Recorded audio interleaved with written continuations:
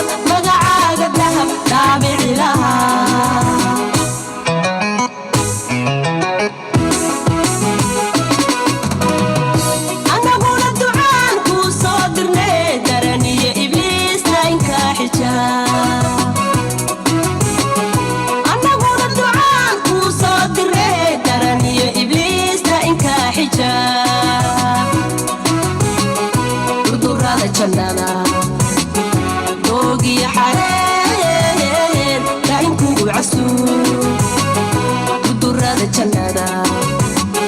boogi xarad xarad xarad la iku casuub